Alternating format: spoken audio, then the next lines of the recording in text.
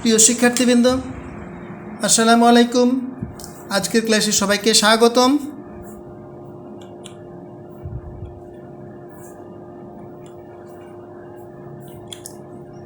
আজকে অষ্টম শ্রেণীর বাংলার প্রথম পত্র বিষয় নিয়ে আলোচনা করব, একটা প্রবন্ধ নিয়ে। আমি মোহাম্মদ লোকমান হাকিম, সিনিয়র শিক্ষক, হরিমোহন সরকারি উচ্চ বিদ্যালয়, চাঁপাইনবাবগঞ্জ।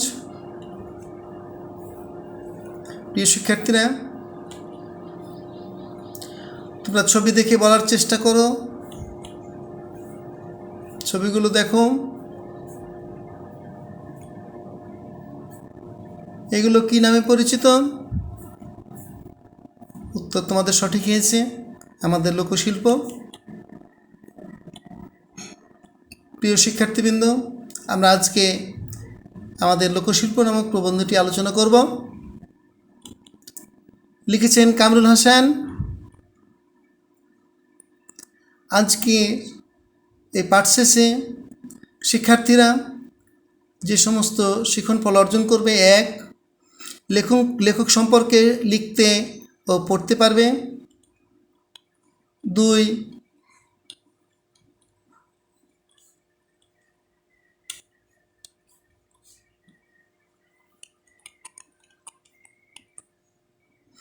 নতুন শব্দের অর্থ লিখতে, বলতে ও পড়তে পারবে।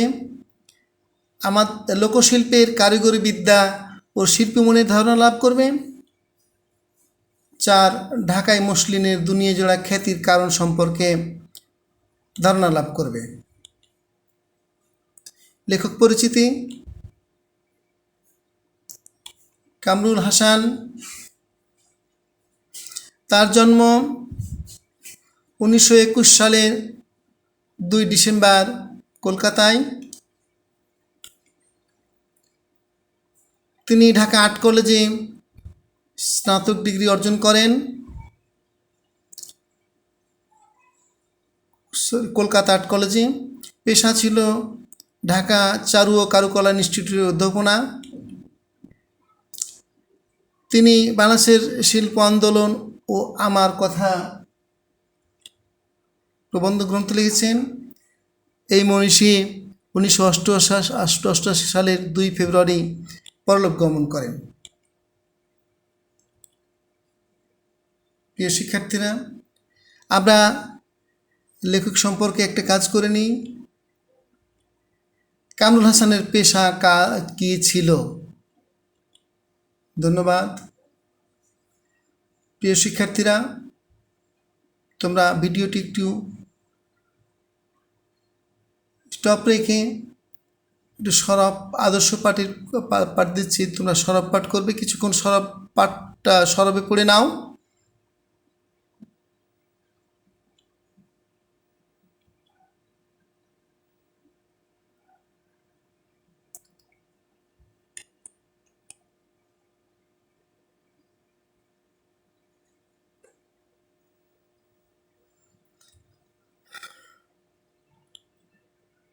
আমরা এই পাঠে যে সমস্ত নতুন শব্দের অর্থ, নতুন শব্দ পেলাম, তার অর্থগুলো জেনে নেই। 1. লোকশিল্প: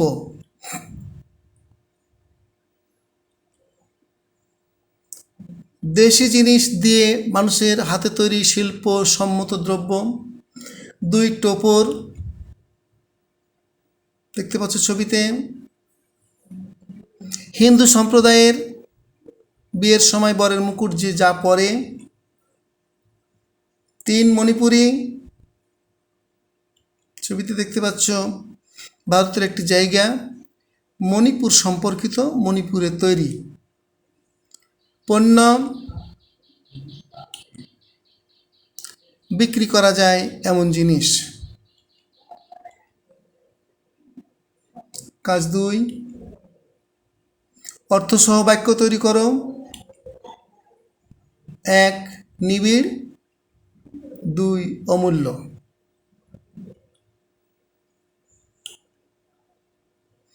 লোকশিল্প কি? ছবিতে লক্ষ্য করো। গ্রামগঞ্জের সাধারণ মানুষ তার দৈনন্দিন কাজের অবসরে নিজের আনন্দের জন্য এবং অন্যকে আনন্দ দেওয়ার জন্য যে সহজ সরল শিল্পকর্ম তৈরি করে তাকে লোকশিল্প বলে। এ লোকশিল্পের মধ্যে রয়েছে মাটি বা কাঠের তৈরি পুতুল, শখের হাঁড়ি, লক্ষ্মীর সরা, পোড়ামাটির ফলক, নকশি কাঁথা, আলপনা, পটচিত্র প্রভৃতি। লোকশিল্পকে বাচ্চাদের খেলনা হিসেবে ব্যবহার করা হয়। কিছু লোকশিল্প বিভিন্ন সামাজিক, ধর্মীয়, রাষ্ট্রীয় অনুষ্ঠানে ব্যবহার করা হয়। ঘরের সৌন্দর্য বৃদ্ধির ক্ষেত্রেও লোকশিল্পের ব্যবহার দেখতে পাওয়া যায়, তেমনি বিনোদনের ক্ষেত্রেও লোকশিল্পের ব্যবহার রয়েছে। কুটির শিল্প কি?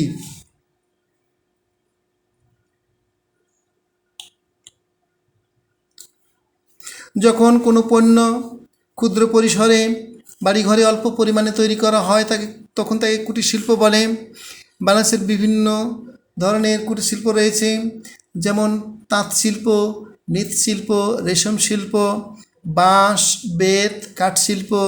কুটির শিল্পের কয়েকটি উদাহরণ: এই শিল্পে উৎপাদন ও বিপণনের কাজটি প্রধানত মালিক নিজে বা তার পরিবারের সদস্যরাই করে থাকেন।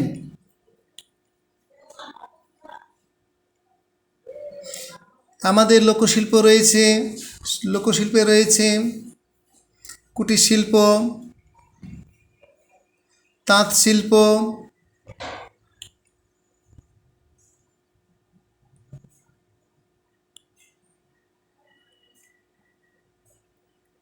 ঢাকাই মসলিন শাড়ি, ঢাকাই জামদানি শাড়ি,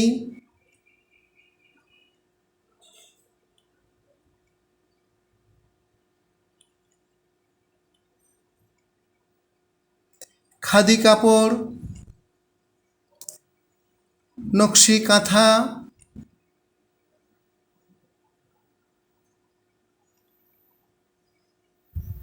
বিভিন্ন ধরনের কুটির শিল্প।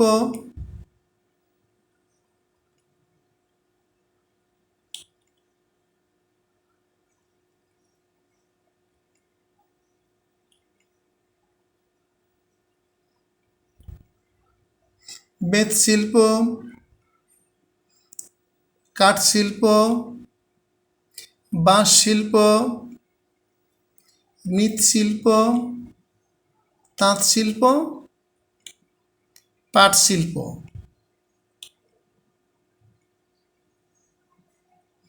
আজকে আমরা যে পাঠ আলোচনা করলাম একটু মূল্যায়ন করে নিই। দেখো, আমাদের কুটির শিল্পগুলো, লোকশিল্পগুলো, ডান দিকের ছবিতে দেখতে পাচ্ছ একটি আংটির মধ্য দিয়ে কাপড় প্রবেশ করে দেওয়া হচ্ছে। প্রথমে বলতে হয় ঢাকাই মসলিনের কথা। ঢাকা শহরে যে অদূরে ডেমরা এলাকার তাঁতিদের এই অমূল্য সৃষ্টি এককালে দুনিয়া জুড়ে প্রবল আলোড়ন সৃষ্টি করে। ঢাকার মসলিন তৎকালীন মুঘল বাদশাদের বিলাসের বস্তু ছিল। মসলিন কাপড় এত সূক্ষ্ম সুতা দিয়ে বোনা হতো যে ছোট্ট একটি আংটির ভেতর দিয়ে কয়েকশো গজ মসলিন কাপড় প্রবেশ করিয়ে দেওয়া সম্ভব ছিল।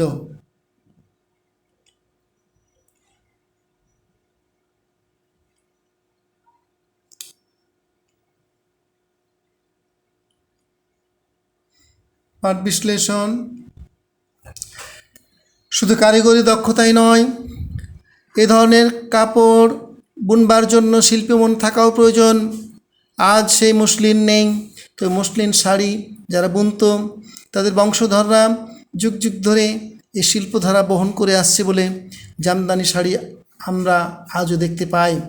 বর্তমান যুগে জামদানি শাড়ি দেশি বিদেশি শুধু পরিচিতিই নয়, গর্বের বস্তু।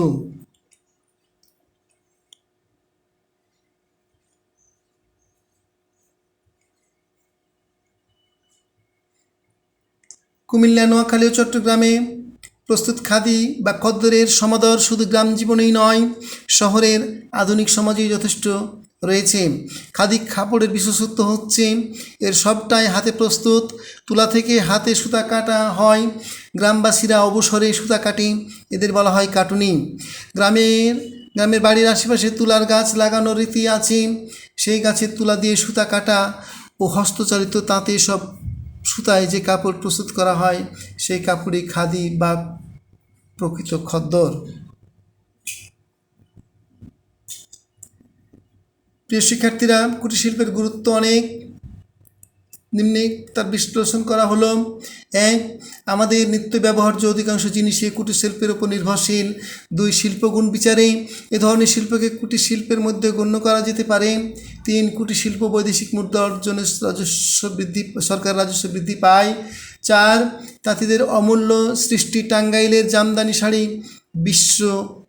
বিশ্বে সুনাম অর্জনে সহায়তা করেছে। 5.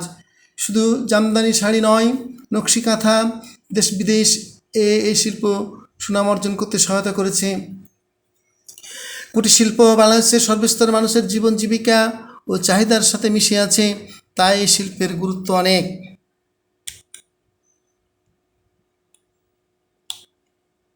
কাজ 3, কুটির শিল্পের গুরুত্ব সম্পর্কে লেখো।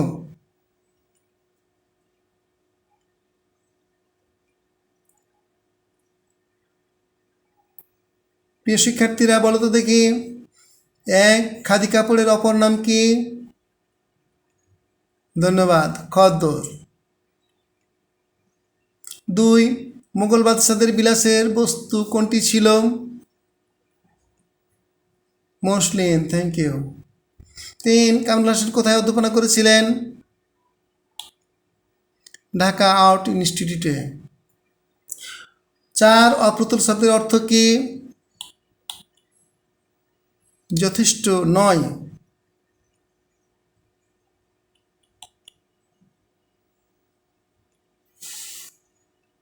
প্রিয় শিক্ষার্থীরা, বাড়ি কাজ হিসেবে তোমরা তোমার এলাকায় তোমার দেখে কয়েকটি লোকশিল্পের পরিচিতি লিখে আনবে।